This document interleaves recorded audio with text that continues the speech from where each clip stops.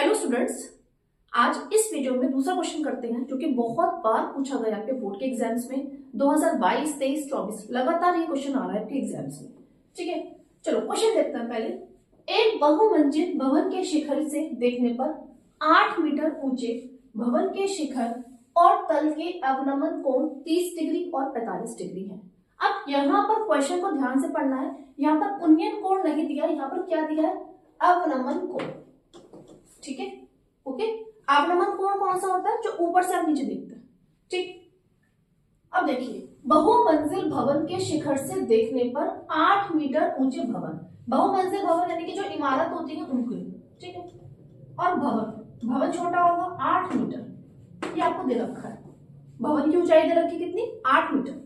ठीक है, अब देखिए डायग्राम को बहुत ध्यान से बनाएंगे। और एक चीज और, ये जो क्वेश्चन है ना एग्जाम में, देखो कैसे आपके, जैसे कभी 8 मीटर दे दिया यहाँ पर, कभी वैल्यू दे दी 10 मीटर। ठीक है, एंगल आपको 30 और 45 की जगह 30 और 60 दे दिया। मतलब यही क्वेश्चन घुमा फिरा के लगातार पूछा जा रहा है आपके एग्जाम्स में, तो बहुत इंपॉर्टेंट है, बिल्कुल ध्यान से देखिए कैसे होगा। और स्पेशली डायग्राम, आपका जो अगर डायग्राम सही है तो क्वेश्चन आपको ऑटोमेटिकली ठीक हो जाता है। ठीक है, अब देखिए ये क्या करा, बहुमंजिल भवन के शिखर से देखने पर 8 मीटर ऊंचे भवन के शिखर का और तल, पहले शिखर की बात की गई है और उसके बाद तल की। ठीक है, सीक्वेंस देखो, पहले शिखर की फिर तल की, के अवनमन कोण क्रमशः 30 डिग्री और 45 डिग्री है। अब देखिए, यानी कि भवन के शिखर, ठीक है, तो यहां पर मुझे एक आधार लाइन बनानी पड़ेगी ना। कितना दे रखा है? 30 डिग्री। और बहुमंजिल इमारत के शिखर से भवन के तल का अवनमन कोण कितना दे रखा है? 45 डिग्री। ठीक है, ये 30 डिग्री और ये 45 डिग्री। क्लियर? इतनी बात समझ में आ गई?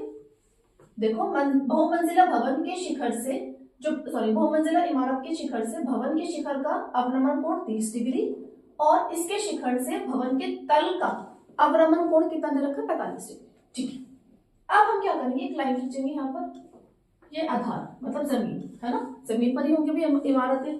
ठीक है, तो अब देखो बच्चों, ये और ये लाइन, ये समांतर रेखा है पैरेलल लाइन से, तो ये वाली जो रेखा होगी, ये जो लाइन है, ये क्या है? तिर्यक रेखा है ना। तो ये वाला कोण किसके बराबर होगा? इसके बराबर होगा। जितना ये वाला एंगल होगा उतना ही ये वाला कोण होगा। कौन सा? एक अंतर कोण। ठीक है, यानी कि इसे लिख लो 30 डिग्री। ऐसे ही जितना ये वाला एंगल होगा उतना ही ये वाला एंगल होगा, नहीं होगा? ध्यान से देखो, जेड की शेप में जो बनता है ना, एक अंतर कोण जो कौन सा होता है? जो जेड की शेप में बनते हैं। ठीक है, तो ये वाला 45 डिग्री, तो ये भी 45 डिग्री होगा, नहीं होगा? इतनी बात क्लियर हो गई? ठीक है, आपसे क्या पूछा है? बहुमंजिल भवन की ऊंचाई और दो भवनों की दूरी ज्ञात कीजिए। ठीक है, चलो ए नाम दे देते हैं, बी सी डी ई। ठीक है, बहुमंजिल भवन की ऊंचाई, ये पूरी मैंने मान ली h और इसे मान ली x मीटर। ठीक है, तो माना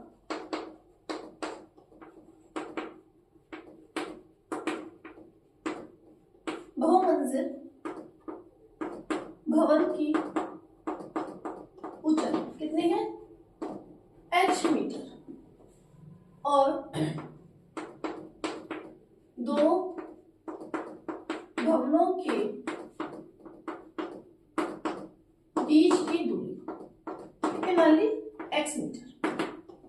ठीक है, अब हम क्या करेंगे, सबसे पहले त्रिभुज ए, बड़ा वाला जो त्रिभुज है इसमें लगाएंगे त्रिभुज ए सी डी, त्रिभुज ए सी डी। ठीक है, तो tan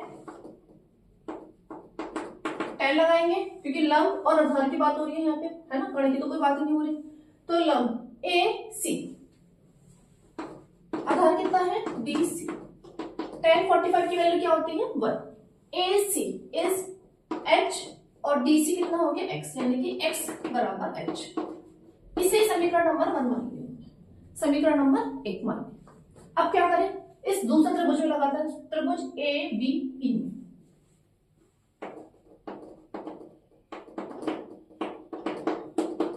tan 30। ठीक है, आधार कितना होगा? वो सॉरी, लंब कितना होगा? A B. A B upon E B. tan 30 की वैल्यू 1/√3। ए बी देखो, ए बी कितना होगा, जब यहां से लेके पूरा यहां तक h और इतना 8 है, यानी ये भी 8 होगा, तो ये कितना होगा, h माइनस 8 है ना, h माइनस 8 मीटर। ठीक है, तो A B is h minus 8 और ई बी जो होगा वो किसके इक्वल होगा, डीसी के इक्वल होगा, है ना, ई बी इज डीसी के इक्वल होगा। 1/√3 इक्वल्स टू h माइनस 8 और डीसी इज x। ठीक है, और समीकरण नंबर 1 से, समीकरण 1 से मैं x की जगह पर क्या लिख सकती हूँ, h लिख सकती हूँ। ठीक है, तो 1/√3 equals to h minus 8 upon h। अब क्या करें, क्रॉस मल्टीप्लाई। ठीक है, तो कितना आ जाएगा, h√3 इंटू h माइनस 8। ठीक, h√3 माइनस 8√3। क्लियर। अब क्या करें, h को और h को एक तरफ रख लेंगे। ठीक है, या फिर इस 8√3 को मैं इधर ले जाती हूँ और ये कितना आ जाएगा, h√3 माइनस h। ठीक है, हमें क्या निकालना है, h की वैल्यू निकालनी है। ठीक है, h की वैल्यू निकालनी है, तो 8√3 इक्वल्स टू h कॉमन ले लेंगे यहाँ पे, तो क्या बचेगा बच्चों, √3 माइनस 1। तो h की वैल्यू कितनी आ गई, 8√3 अपॉन √3 माइनस 1। अब बच्चे यहां तक छोड़ देते हैं, ठीक है, यहां तक भी, बट बेटर ये है, अब आप इसको क्या करेंगे, रेशनलाइज, है ना, क्वाड्रिकेट से ऊपर नीचे √3 माइनस 1 है ना यहाँ पे, तो क्या करेंगे इसको √3 प्लस 1 और √3 प्लस 1 से दोनों तरफ मल्टीप्लाई कर देंगे। ठीक है, तो कितना आ जाएगा, 8√3 की √3 प्लस 1 से मल्टीप्लाई। अब देखो, a minus B, a plus B, a square minus B square. a क्या है यहाँ पे, √3, b क्या है 1, तो √3 का स्क्वायर करोगे बच्चों कितना आएगा, 3, और 1 का स्क्वायर करोगे तो 1। ठीक है ना, तो यहाँ पे कितना आ जाएगा, 8√3 इंटू √3 प्लस 1 अपॉन में कितना आ गया, 2। ठीक है, तो h इक्वल्स टू कितना आ गया आपका, 4√3 इंटू √3 प्लस 1।